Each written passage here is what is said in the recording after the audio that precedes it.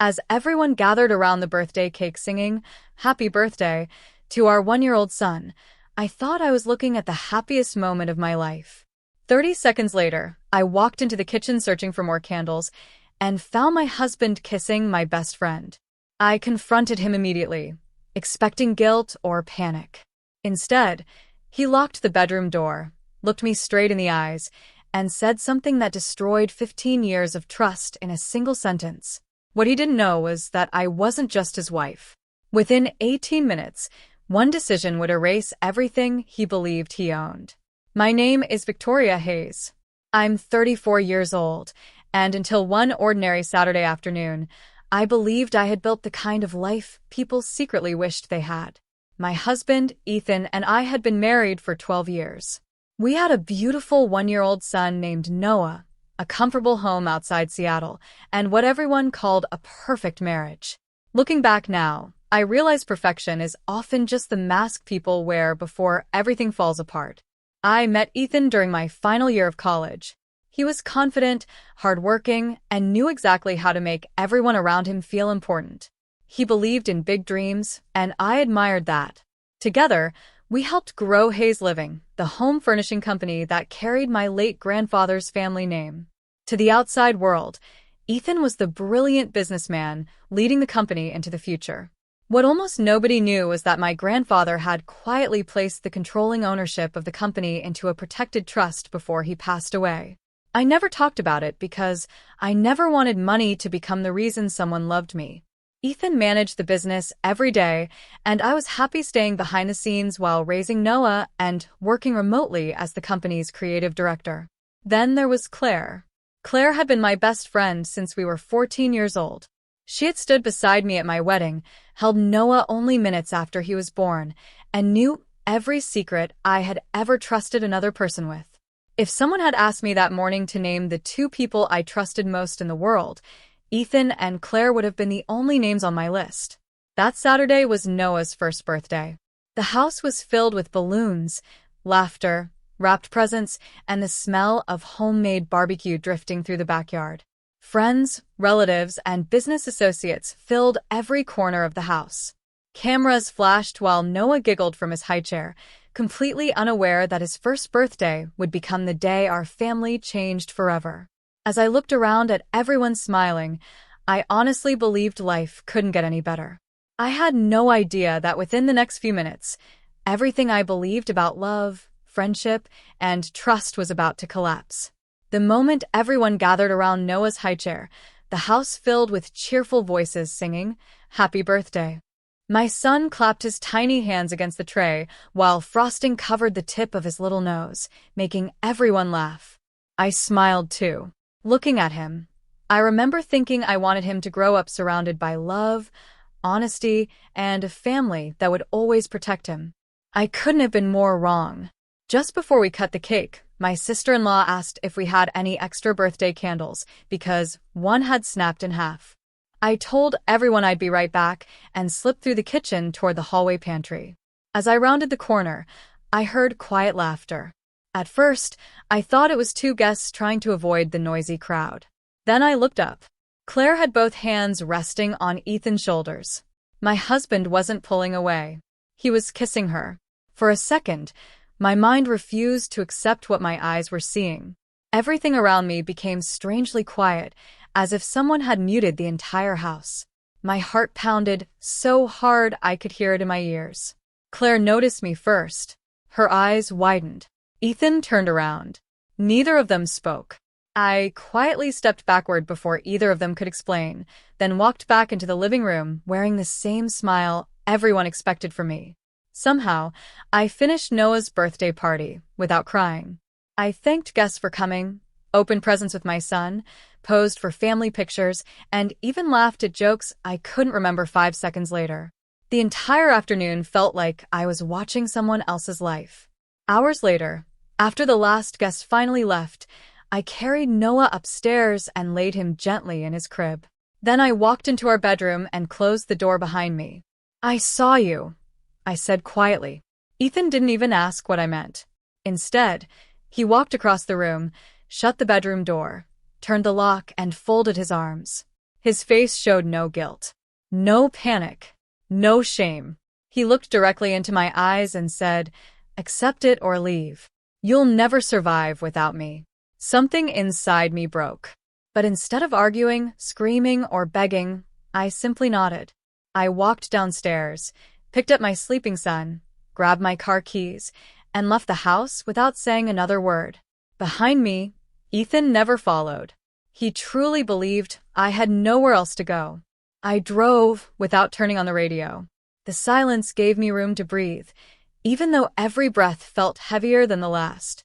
Noah had fallen asleep in his car seat almost immediately, completely unaware that the world he had been born into had just changed forever. I wasn't running away. I was making sure my next decision came from clarity instead of anger. Instead of driving to a hotel, I headed straight to the office of our family attorney, Daniel Mercer. My grandfather had trusted him for decades, and after Grandpa passed away, Daniel became the one person who understood every detail of the company's legal structure. When he saw my face, he didn't waste time asking unnecessary questions. He simply closed his office door and said, "Tell me what happened." I told him everything. The birthday party, Claire, the bedroom, Ethan's words. He listened without interrupting, then quietly opened a secure file cabinet and placed a thick folder on the conference table.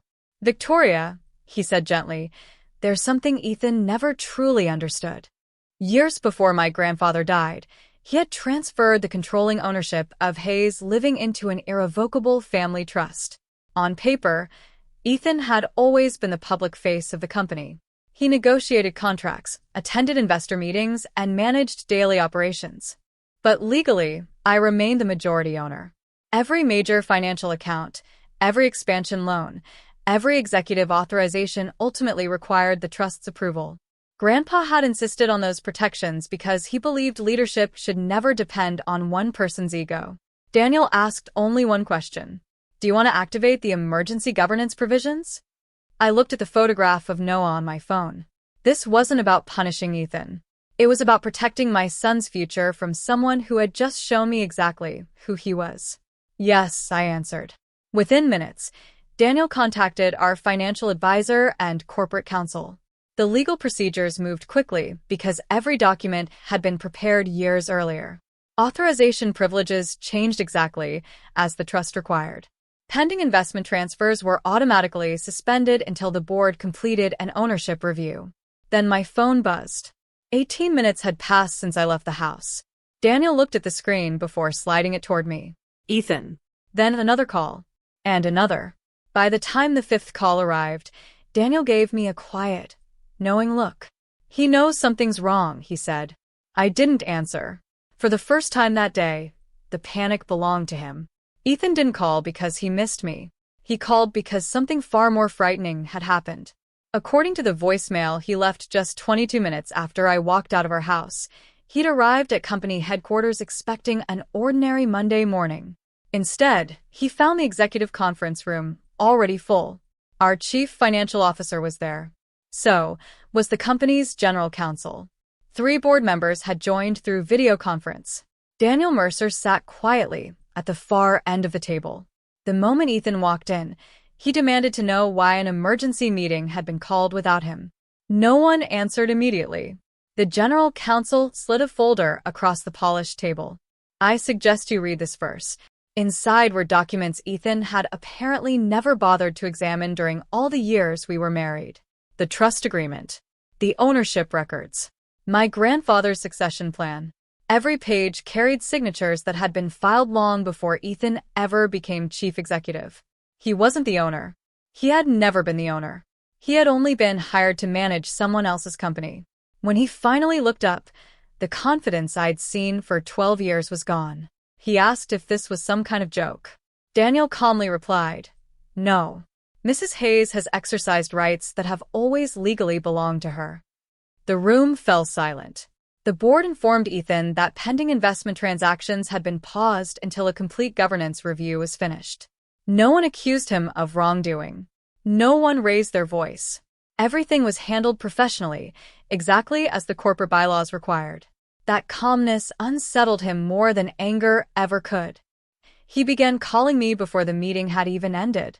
The first voicemail was furious. "Victoria, answer your phone. This has gone far enough." 5 minutes later, his tone changed. "There has to be some misunderstanding." Another 7 minutes passed. His next message sounded almost desperate. "Please, let's just talk."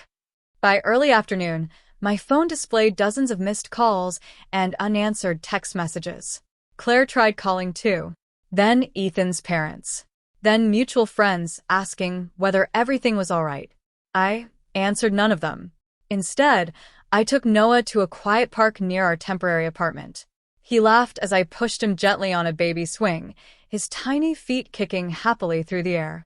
Watching him smile reminded me why I refused to let anger control me. This wasn't about revenge. It was about protecting the peaceful future my son deserved. Meanwhile, somewhere across the city, the man who once told me I couldn't survive without him was discovering just how much of his own life had depended on me all along. By the next morning, the story had spread far beyond our marriage. Not the affair. The truth about the company. People who had spent years believing Ethan owned Hayes Living were suddenly learning that he had only been trusted to run it. The board hadn't removed him out of spite. They had simply followed the legal structure my grandfather had created years before. The facts spoke louder than rumors ever could. My divorce attorney filed the paperwork that afternoon. I asked for nothing unreasonable. I wanted a fair division of personal assets, shared parenting arrangements that protected Noah's well-being, and the privacy every child deserves during a family crisis. I refused interviews. I refused public accusations. I refused to turn my son's future into entertainment. Meanwhile, Ethan was desperately trying to explain what had happened. He told friends he had made one terrible mistake. He told business associates that stress had clouded his judgment. He even claimed our marriage had already been falling apart, hoping someone would believe the affair hadn't appeared out of nowhere. Very few did. Actions always tell a clearer story than excuses. Claire quickly discovered that standing beside Ethan wasn't nearly as comfortable once the consequences became real. Invitations stopped arriving. Mutual friends quietly distanced themselves. Before long, she stopped answering Ethan's calls as often as he had stopped answering mine. For the first time, both of them had to live without someone protecting them from the results of their own choices. Late that evening, my phone rang again. This time it was Ethan's mother. Her voice trembled. "Victoria, please. He's falling apart." I closed my eyes for a moment before answering. "I never wanted him to fall apart," I said honestly. "I wanted him to tell the truth before everything else did." She started crying softly. There wasn't anything left for me to add. An hour later, Ethan sent one final message. "Please, one meeting. No lawyers. No board members. Just us. I need you to hear me out." I stared at the screen for several minutes. A month earlier, I would have agreed, without hesitation. Now, I understood something I had never fully accepted before. Trust isn't destroyed by one conversation. It's destroyed by choices. And rebuilding it begins with accepting that some doors, once closed, never open the same way again. 3 days later, I agreed to meet Ethan. Not because I was reconsidering the divorce. Not because I missed him. I agreed because I wanted our last conversation to happen in a place where neither of us could hide behind emotion. We met in a conference room at my attorney's office. Daniel greeted us politely before stepping outside, leaving the door slightly open in case either of us needed him. For several seconds, Ethan simply stared at me. He looked exhausted. The expensive suits, the perfect confidence, the effortless smile that had once impressed everyone around him. They were gone. "I've replayed that day 1,000 times, he said quietly. "If I could take it back, I would." I listened without interrupting. "I ruined everything," he continued. "Claire is gone. The board suspended me. Our friends barely answer my calls. I lost you, and I almost lost Noah too." His voice cracked for the first time. "I still love you." I took a slow breath before answering. "Ethan, the affair wasn't the moment our marriage ended." He frowned. "It ended the moment you believed I would accept being treated without respect." He lowered his eyes. I continued calmly. "When you locked that bedroom door, you didn't ask for forgiveness. You didn't admit you were wrong. You looked at your wife and told her to accept betrayal or leave. The room fell completely silent. I've thought about those words every day since. He whispered. I wasn't thinking. I know, I replied. That's exactly what frightened me. I reached into my folder and placed the final divorce agreement on the table. You once told me I'd never survive without you. I met his eyes one last time. I accepted the truth. I signed my name, and I left. Tears rolled down his face as he watched me slide the documents toward him. I stood, picked up my bag, and walked to the door. Just before leaving, I paused without turning around. I truly hope you become the father Noah deserves whenever it's your time with him. Then I stepped into the hallway. For the first time in 12 years, I walked away from Ethan without carrying the weight of his choices on my shoulders. 1 year later, my life looked nothing like it had on Noah's first birthday. It looked better. The divorce had been finalized months earlier. We followed the parenting schedule the court approved, and despite everything that had happened between us, I never spoke badly about Ethan in front of Noah. My son deserved the chance to form his own relationship with his father without carrying the burden of our past. Hayes' living was thriving. Instead of trying to control every decision myself, I built a leadership team that valued honesty, accountability, and respect. The company grew steadily because people finally felt safe enough to speak openly, share ideas, and solve problems together. Success built on trust lasted longer than success built on fear. At home, life became wonderfully ordinary. Saturday mornings meant pancakes with Noah standing on a kitchen stool, determined to help even if more flour landed on the floor than in the bowl. Evening walks through the neighborhood became our favorite tradition. Every laugh from my little boy reminded me that peace isn't something you find by accident. You build it. Occasionally, I heard small updates about Ethan. He was rebuilding his career with another company and doing his best to become a more present father during his scheduled visits. I genuinely hoped he had learned from everything that happened. Not because I wanted him back, because Noah deserved parents who kept growing. People sometimes ask whether I ever forgave him. The answer is simpler than they expect. I stopped carrying the anger because it was too heavy. But forgiveness never required me to return to the place where I was broken. As I tucked Noah into bed one quiet evening, he smiled, wrapped his tiny arms around my neck, and whispered, "Love you, Mommy." I smiled back. "I love you too." In that moment, I realized something that changed my life forever. The greatest victory wasn't watching someone else lose everything. It was discovering that walking away gave me everything I truly needed.